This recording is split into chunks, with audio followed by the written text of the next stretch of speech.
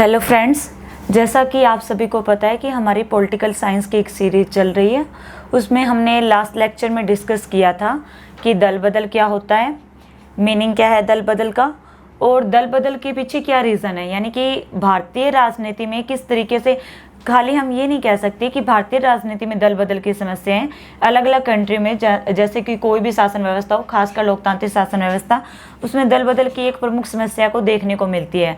तो जो भारतीय राजनीति है उसमें दल बदल की क्या रीज़न है, यानी कि कोई भी विधायक है, कोई भी सांसद है, वो किस आधार पर दल बदल करता है और दल बदल के कारण भारतीय राजनीति पर क्या परिणाम पड़ते हैं, यानी कि उसके कारण भारतीय राजनीति किस तरीके से प्रभावित होती है। तो उसके बारे में हमने डिस्कस किया। जैसा कि हमने देखा कि दल बदल के कारण राजनीतिक अस्थिरता आ जाती है, नैतिक मूल्यों का ह्रास होता है, प्रजातांत्रिक शासन व्यवस्था को ठेस पहुंचती है, उसमें गिरावट आती है। उसके कारण हमने बहुत सारे परिणाम देखे जिसके कारण भारतीय राजनीति है वो बहुत ज़्यादा प्रभावित रहती है, जिसके कारण भारतीय जो लोकतांत्रिक शासन व्यवस्था है उसको भी प्रभावित किया जाता है। तो उस चीज़ को रोकने के लिए पार्लियामेंट के द्वारा समय समय पर कुछ कानून पास किए गए, यानी कुछ एक्ट बनाए गए हैं ताकि दल बदल की जो समस्या है उसका निवारण किया जा सके। सर्वप्रथम दल बदल के रिगार्डिंग दल विरोधी कानून 1985 में पारित किया गया 52वें संवैधानिक संशोधन द्वारा, जिसमें कुछ मुख्य धाराओं के अंतर्गत प्रावधान किया गया कि कब एक विधायक के द्वारा, एक सांसद के द्वारा दल बदल माना जाएगा, वे कौन कौन से आधार रहेंगे जब हम कहेंगे कि दल बदल हुआ है। उसके बाद नेक्स्ट जो एक इसकी कुछ खामियां रहती है, 1985 का जो एक्ट था 52वें संवैधानिक संशोधन द्वारा जो पास किया गया था उसमें कुछ खामियां रह गई, यानी कि जो दल बदल की समस्या थी उसका संपूर्ण तरीके से, यानी पूर्ण रूप से दल बदल की समस्या का निवारण नहीं हो पा रहा था। तो जो दल बदल की समस्या थी वह उसी तरीके से बहुत बड़े पैमाने पर भारतीय राजनीति को प्रभावित कर रही थी। तो उस चीज़ को दूर करने के लिए 91वें संवैधानिक संशोधन लाया गया 2003 में, जो कि दल बदल को बहुत हद तक रोका गया, जिसके माध्यम से जो कि 2 जनवरी 2004 को इसको स्वीकृति मिली थी। तो सबसे पहले हम यहाँ डिस्कस करते हैं एक्ट 1985 के बारे में कि जो दल विरोधी कानून क्या है। दल विरोधी दल बदल के बारे में तो आप जान ही गए होंगे कि जब किसी भी विधायक के द्वारा या सांसद के द्वारा एक दल की सदस्यता को छोड़कर अन्य किसी दल में शामिल हो जाता है, या फिर कोई निर्दलीय दल का सदस्य है किसी दल में सम्मिलित हो जाता है, तो वो कैसे दल बदल माना जाएगा और दल बदल किस तरीके से राजनीति को प्रभावित करता है, किस तरीके से उसके कारण राजनीतिक अस्थिरता उत्पन्न होती है। तो उसके बारे में सबसे पहले जो एक्ट है 1985, उसके बारे में हम डिस्कस करने वाले हैं आज के लेक्चर में। तो उसमें ये कहा गया है कि वर्ष 1969 की हम बात करते हैं, वर्ष 1969 उसमें जब कांग्रेस का विभाजन हो जाता है, तो कांग्रेस के विभाजन के बाद जो दल बदल की जो घटना थी ना, भाई दल के बारे में व्याख्या करने के रिगार्डिंग बहुत ज़्यादा वाद विवाद चला। तो जो हमारा दल बदल का जो कानून है 1985, उस एक्ट को पारित किया गया। तो उस एक्ट को क्यों पारित किया गया, उस दौरान क्या सिचुएशन थी, क्या परिस्थितियां रही थी जिसके कारण, यानी कि जो सेंट्रल गवर्नमेंट है उसने इस सबसे महत्वपूर्ण समस्या के प्रति अपना ध्यान दिया और उसके रिगार्डिंग एक अलग से एक्ट लाया गया। तो हम बात कर रहे थे 1969 में। 1969 में क्या हुआ था कि कांग्रेस का विभाजन हो गया था, यानी कि जो एक प्रमुख राष्ट्रीय दल था कांग्रेस पार्टी, वो 2 अलग अलग राजनीतिक दलों में बट गई थी, कांग्रेस ई और कांग्रेस ओ। तो इसमें ये कहा गया कि जो विभाजन की जो घटना थी ना, उसने इतना ज़्यादा प्रभावित कर दिया गया कि दल की जो व्याख्या, यानी कि कौन राष्ट्रीय दल माना जाएगा, कौन नहीं माना जाएगा, उसके रिगार्डिंग इतना ज़्यादा वाद विवाद रहा कि राजनीतिक जो नेता थे उनके बीच में कि स्वार्थ के कारण उस दौरान ऐसी सिचुएशन हो गई थी कि जो राजनीतिक दल थे, पर राजनीतिक दल के अंदर जो नेता थे वो प्रत्येक अपना स्वार्थ देख रहे थे, अपने सरकारी पद का, अपना राजनीतिक जो राजनीतिक सरकारी पद था उसका फायदा देखते हुए उसकी तरफ कोई विशेष ध्यान नहीं दिया गया। क्योंकि हम बात करते हैं उसके बाद 1971 में जब संसदीय चुनाव करवाए जाते हैं तो श्रीमती इंदिरा गांधी की जीत होती है, इंदिरा की एक लहर आती है, तो उस दौरान उन्हें भारी बहुमत के साथ जीत प्राप्त होती है। तो उन्होंने उसकी तरफ कोई ध्यान नहीं दिया था, क्योंकि उस दौरान भारत पाकिस्तान का युद्ध हुआ था, तो उसकी तरफ कोई ध्यान भी नहीं दिया, क्योंकि उन्हें एक स्पष्ट बहुमत मिल गया था। तो उन्हें लग रहा था कि इस दल बदल की समस्या के कारण उनका जो कि जो सरकार है, उनकी जो शासन व्यवस्था है, उस पर कोई भी प्रभाव नहीं पड़ रहा था। तो उन्होंने इस तरफ यानी कि उन्होंने महसूस किया कि दल बदल उनके लिए कोई खतरा उत्पन्न तो कर नहीं रहा है, तो उन्होंने इस पर कोई ध्यान नहीं दिया।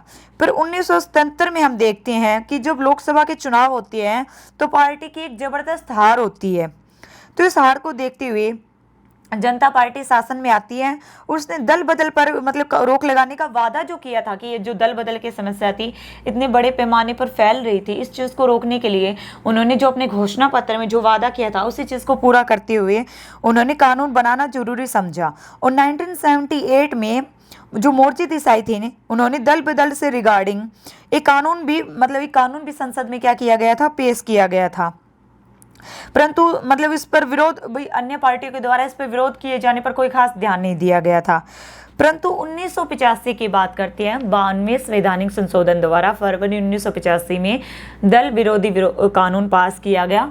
उस कानून के तहत क्या किया गया, इसमें प्रावधान किया गया कि जो राज्य विधानमंडल है और जो संसदीय जो चुनाव होते हैं संसद या फिर राज्य विधानमंडल में कोई भी सदस्य है, कोई भी राजनीतिक दल का सदस्य है, कोई भी राजनीतिक दल पर टिकट लेने के बाद चुनाव लड़ता है और जीत जाता है और उस दल से त्याग पत्र दे देता है या उस दल से निकाल दिया जाता है तो क्या माना जाएगा, या फिर वह अपने दल के विरुद्ध जाकर उसके जो निर्देश है उसके विरुद्ध जाकर वोट करता है या फिर मतलब कि वोट के दौरान उपस्थित नहीं रहता है तो उसके दल की सदस्यता छोड़नी पड़ेगी। यहाँ ये कहा गया कि अगर कोई भी राजनीतिक दल के अंतर्गत कोई भी नेता किसी भी राजनीतिक दल के टिकट पे इलेक्शन लड़ता है और वो चुनाव जीत जाता है, उसके बाद वह उस दल से निकाल दिया जाता है या फिर उसके विपरीत जाके वोटिंग करता है या वोटिंग के दौरान प्रेजेंट नहीं रहता है, तो वो दल की सदस्यता क्या क्या करनी होगी, उसके दौरान दल की सदस्यता छोड़नी पड़ेगी। पहला आधार तो ये था, 52वें संवैधानिक संशोधन की मुख्य धारा में पहला प्रावधान ये था। दूसरा प्रावधान ये किया गया कि अगर कोई भी मनोनीत सदस्य है, जैसे राज्यसभा के अंदर और जो राज्य की जो विधान परिषद वगैरह होती है वहाँ जो सदस्य मनोनीत किए जाते हैं, मनोनीत सदस्य की सदस्यता से रिगार्डिंग कि वह कब मतलब कि सदस्यता ग्रहण कर सकते हैं, तो इसमें ये कहा गया कि अगर उन्हें मनोनीत कर दिया गया और 6 महीने के अंतर्गत वो किसी भी राजनीतिक दल में बन जाती हैं और परंतु बाद में उस राजनीतिक दल से क्या कर देते हैं, इस्तीफा दे देते हैं, तो उसे सदन की सदस्यता छोड़नी पड़ेगी। ठीक है। नेक्स्ट ये है कि अगर उन्हें मनोनीत सदस्य है वो 6 महीनों में किसी भी राजनीतिक दल की सदस्यता ले लेती है, ठीक है, पर 6 महीने बीत जाने के बाद अगर वह सदस्यता रहती है भाई किसी भी राजनीतिक दल, तो उनकी जो सदन की सदस्यता है वो समाप्त हो जाएगी। नेक्स्ट पॉइंट ये था कि कोई भी व्यक्ति निर्दलीय चुनाव लड़ता है और वह जीत जाता है और वह किसी भी सदन की सदस्यता ले लेता है तो उसे सदस्यता से वंचित माना जाएगा। फिर इसमें एक प्रावधान ये भी कर दिया गया था कि अगर कोई भी राजनीतिक दल में विभाजन हो जाता है, यानी वो 2 टुकड़ों में बंट जाता है और या फिर 2 राजनीतिक दलों का विलय कर एक राजनीतिक दल बना दिया जाता है, तो जैसे भी हम बात करें संसदीय या विधायकी जो दल होती है वो कम से कम 1/3 सदस्य अपनी इच्छा से अपने दल से अलग हो जाते हैं या अपने दल के विरुद्ध जाकर मतदान करते हैं, तो वह दल बदल नहीं माना जाएगा।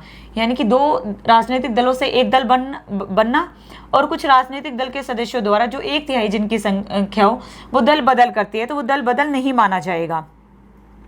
यानी कि किसी भी राजनीतिक दल को दूसरे दल में विलय होना और 2 दलों से एक दल बनाना या दल से अलग होना दल बदल नहीं माना जाएगा। अब कोई भी व्यक्ति है यानी कि विधायक जो है सांसद, उसने दल बदल किया है या नहीं किया, इसके रिगार्डिंग जो अंतिम फैसला है वो किसके द्वारा दिया जाएगा, इसके रिगार्डिंग जो अंतिम फैसला होगा वो सदन के सभापति द्वारा या अध्यक्ष के द्वारा दिया जाएगा। उसकी अयोग्यता के बारे में घोषित किया जाएगा, किसके द्वारा, सभापति के द्वारा या फिर अध्यक्ष के द्वारा, और इसके क्या किया जाएगा, जो कोर्ट है उसमें से चुनौती नहीं दी जाएगी। तो ये भी एक प्रावधान किया गया था। उसके बाद में हम देखते हैं कि इसके कारण बहुत सारे मतलब इस जो दल बदल कानून था ये पूर्ण रूप से रोक नहीं लगाया। इसके कारण 1989 में अनेक नेताओं ने दल बदल कर दूसरे दल में शामिल हो गए थे। 1990 में जो प्रधानमंत्री थे वीपी सिंह को दल बदल के कारण त्याग पत्र देना पड़ा था। 1990 में जो देश के प्रधानमंत्री थे वीपी सिंह, उन्होंने दल बदल के कारण त्याग पत्र दिया और बड़े पैमाने पर राजनीतिक दल के नेताओं ने दल बदल किया था। यानी कि दल बदल पर पूरी तरीके से एक प्रकार से कहें तो पाबंदी नहीं लगाई गई थी। यानी कि अगर 1/3 सदस्य दल बदल करते हैं तो वो दल बदल नहीं माना जाएगा। 2 राजनीतिक दल विलय होकर एक दल में कन्वर्ट होते हैं तो वो दल बदल नहीं माना जाएगा। यानी बहुत सहूलियत, यानी फिर इसका क्रिटिसिज्म किया गया, यानी इसकी आलोचना की गई। भाई किस लिए ये दल बदल की बीमारी को दूर करने के लिए एक्ट लाया गया था, परंतु ये राजनीतिक जीवन को दल बदल को शुद्ध नहीं कर पाया। यानी कि जिस तरीके से इसमें प्रावधान किए गए थे वो व्यवहारिक रूप से वह प्रावधानों को लागू नहीं किया गया। तो इसमें क्या किया गया, एक तो 1/3 सदस्यों को दल बदल के कानून के दायरे में नहीं रखा गया, पहला पॉइंट तो ये कर दिया गया। फिर हम देखते हैं कि राजनीतिक दलों के जो मतलब प्रतिनिधि हैं उन पे ही इसको लागू होते थे, निर्दलीय दलों पर यह प्रावधान लागू ही नहीं हो पा रहा था। तो जायज़ सी बात है, कोई भी राजनीतिक दल, निर्दलीय जो दल के नेता थे उन्हें खरीदने का भी घिनौना काम शुरू हो गया था। उसके बाद दल बदल जो कानून पास किया गया 1985 में, उसमें स्पष्ट प्रावधान भी नहीं दिया गया था कि ये क्लियर कट हो सके। और उसके बाद पीठासीन अधिकारी को डिसीजन देने की शक्ति थी, कोई समय सीमा भी डिसाइड नहीं की गई थी। जैसा कि हमने देखा कि कुछ स्टेट में जैसे मेघालय वगैरह, गोवा, इन्होंने भी विधानसभा के अध्यक्ष द्वारा दिए गए डिसीजन में सर्वोच्च न्यायालय को चुनौती दी थी, सुप्रीम कोर्ट में। तो कहने का तात्पर्य यही था कि दल बदल था ना, उसके रिगार्डिंग पीठासीन अधिकारी डिसीजन देते थे, उनकी कोई समय सीमा नहीं थी। 1/3 सदस्यों को दल बदल नहीं माना जा रहा था। फिर निर्दलीय दलों को भी दल बदल के परिधि में नहीं शामिल किया गया था, तो ये प्रमुख कारण था। इसके अगर हम देखते हैं तो सुप्रीम कोर्ट में अलग अलग टाइम पीरियड में बहुत सारे इस रिगार्डिंग जो डिसीजन दिए गए थे उसको चुनौती दी गई थी। तो 1991 की अगर बात करें तो लोकसभा के जो अध्यक्ष थे रवि राय ने दल विरोधी कानून के अंतर्गत 5 मंत्रियों सहित जनता के 8 सदस्यों को लोकसभा की सदस्यता से अयोग्य घोषित कर दिया था। तो उस दौरान भी चैलेंज किया गया था। फिर हम बात करते हैं कि उपयुक्त जो हमने डिस्कस किया 1985 का जो एक्ट लाया गया था दल विरोधी कानून यानी दल बदल पर रोक लगाने के लिए, वो संपूर्ण तरीके से दल बदल पर रोक नहीं लगा पाया था। उस चीज़ को रोकने के लिए 91वें संवैधानिक संशोधन लाया गया 2003 में, जिसे 2 जनवरी 2004 को स्वीकृति प्रदान की गई थी। यानी कि ऊपर के जो एक्ट में जो खामियां रह गई थी ना, 1985 के जो एक्ट में खामियां रह गई थी, उस खामियों को दूर करने के लिए 2004 में स्वीकृति दी गई। 2003 का 91वें संशोधन के द्वारा 2003 का एक्ट लाया गया। इस एक्ट में क्या प्रावधान किया गया था? इस एक्ट में ये प्रावधान किया गया था कि मतलब एक प्रकार से हम कहें तो दल विरोध पर संपूर्ण तरीके से रोक लगाने के लिए, या फिर संपूर्ण नहीं कहें तो बहुत बड़े पैमाने पर रोक लगाने के लिए ये एक्ट बहुत ज़्यादा कारगर साबित हुआ था। हाँ, कुछ वर्तमान समय में भी कुछ खामियां देखने को मिलती हैं, पर वक्त और ज़रूरत के हिसाब से उसमें भी सुधार किया जा रहा है। तो इसमें क्या रहा था इस एक्ट में ये रहा था कि दल बदल करने वाला व्यक्ति, चाहे वो कोई भी विधायक या सांसद हो, वो किसी प्रकार का लाभ या सरकारी लाभ प्राप्त नहीं करेगा। यानी कि किसी भी प्रकार का सरकारी लाभ प्राप्त नहीं कर सकेगा। जाहिर सी बात, अगर कोई विधायक वगैरह, सांसद वगैरह दल बदल कर रहा है तो वो कोई भी प्रकार का लाभ प्राप्त नहीं करेगा। सेकंड, इसमें क्या रहा था कि अगर किसी भी व्यक्ति की, मतलब राजनीतिक दल के नेताओं की, अगर सदस्यता का मतलब क्या किया जाता है, त्याग कर दिया जाता है, यानी उनकी सदस्यता खत्म हो जाती है, तो उन्हें अपनी सदस्यता कायम रखने के लिए दोबारा इलेक्शन करना पड़ेगा। दोबारा जब इलेक्शन रहेगा तो दोबारा जीत हासिल करनी पड़ेगी, तभी जो सदस्यता है वो पुनः प्राप्त की जा सकती है। फिर हम देख रहे थे कि मंत्री परिषद का अनावश्यक रूप से विस्तार किया जा रहा था, चाहे वो केंद्र में देखे चाहे वो राज्य के अंदर देखे, पद के लालच के लिए। तो उस पर भी रोक लगा दी गई, उस पर 15% कर दिया गया। उसके बाद हम देखते हैं कि छोटे राज्यों में तो इससे भी कम कर दिया गया, 12% ही कर दिया गया। भी छोटे राज्यों में जो मंत्री परिषद का आकार रहेगा वो सिर्फ 12% रहेगा। सेंटर के अंदर 15% और बड़े के अंदर 15% और राज्यों के अंदर 12% कर दिया गया।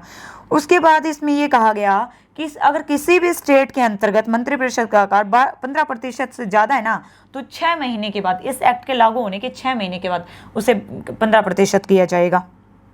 फिर जो 1/3 सदस्य वाले, जो 1/3 सदस्य है, मतलब कि दल में शामिल हो रहे थे, दूसरे में तो वो दल बदल नहीं माना जाता था, उसको भी इसमें मान लिया गया।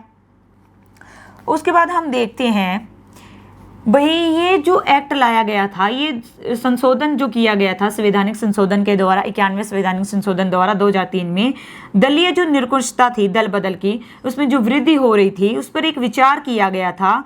और छोटे और क्षेत्रीय दलों पर के कारण जो मतलब कि राजनीतिक अस्थिरता उत्पन्न हो रही थी उस पर प्रतिबंध लगाया गया था। इससे क्या किया गया कि एक बड़े पैमाने पर जो राजनीतिक दल के जो नेता थे वो दल बदल कर रहे थे, उस पर एक उचित रोक लगाई गई। इसमें क्या किया गया हम देखते हैं भी, ये एक राजनीतिक व्यवस्था के सुधार के रूप में एक सकारात्मक कदम था। हमने डिस्कस किया कि दल बदल है वो क्या चीज़ है, और दल बदल के कारण भारतीय राजनीति पर क्या परिणाम निकल रहे हैं, रीज़न क्या है, क्या परिणाम निकल रहे हैं। फिर हमने डिस्कस किया 1985 के एक्ट में, 1985 का एक्ट लाया गया। फिर 92वें संवैधानिक संशोधन के द्वारा मतलब क्या मुख्य धाराओं में क्या प्रावधान किया गया उसके रिगार्डिंग देखा, उसकी कुछ खामियां रह गई थी, उन खामियों को दूर करने के लिए 2003 में अलग से एक्ट आता है 91वें संवैधानिक संशोधन द्वारा। तो वर्तमान समय में अगर हम बात करें तो ये क्या कह सकते हैं कि दल विरोधी कानून पास किया गया, लेकिन आगे बढ़ने से पहले हम ये डिस्कस कर सकते हैं कि दल विरोधी जो कानून था ना उसमें मतलब कुछ खामियां थी, परंतु परिस्थितियों के हिसाब से और ज़रूरतों के हिसाब से समय समय पर पार्लियामेंट के द्वारा उसमें क्या किया जा रहा है, चेंजेस किया जा रहा है, ताकि इस दल बदल की समस्या का निवारण किया जा सके और एक स्थिर राजनीतिक सरकार बन सके, राजनीति के अंदर स्थिरता ला सके, प्रजातांत्रिक जो मूल्य है उनका ह्रास न हो, उनका बड़े पैमाने पर प्रजातांत्रिक मूल्य में गिरावट ना आए, नैतिक मूल्य का उत्थान किया जाए, राष्ट्र नीति का निर्माण अच्छे से किया जाए, अंतर्राष्ट्रीय स्तर पर भारत अपने आप को अच्छे तरीके से अंतर्राष्ट्रीय मंच पर रिप्रेजेंट कर सके, प्रतिनिधित्व किया जा सके, अंतर्राष्ट्रीय छवि को भी आघात न पहुंचे। इसके अलावा जो दल बदल की जो एक बहुत बड़ी बीमारी है यानी कि पद के लालच के लिए उस पर रोक लगाया जा सके, लोगों के हित के लिए कार्य किया जा सके। इसके अलावा और एक लोगों की जो प्रजातंत्र में जो लोकतंत्र में आस्था है उसे कायम रखा जा सके, इसलिए ये 2 एक्ट लाई गई थी। इस एक्ट में हमने आपको प्रावधान बता दिए कि क्या प्रोविज़न डाले गए थे, किस तरीके से भी दल बदल माना जाएगा, कोई विधायक दल बदल करता है तो कौन से आधार पर दल बदल माना जाएगा, कौन से आधार पर से दल बदल नहीं माना जाएगा, अगर दल बदल किया जाता है तो किस आधार पर उसकी सदस्यता नष्ट हो जाएगी और अपनी सदस्यता को कैसे पुनः प्राप्त कर सकता है। और इसके कारण इसके अलावा हमने देखा कि किस तरीके से मंत्रिमंडल का आकार रहेगा, कि मंत्रिमंडल का आकार 15% से ज़्यादा नहीं रहेगा। और इसके अलावा हमने देखा कि दल बदल से रिगार्डिंग कोई व्यक्ति दल बदल किया है नहीं, उसके अयोग्यता के रिगार्डिंग उसके सभापति के द्वारा, सदन के सभापति अध्यक्ष के द्वारा डिसीजन दिया जाएगा। ठीक है।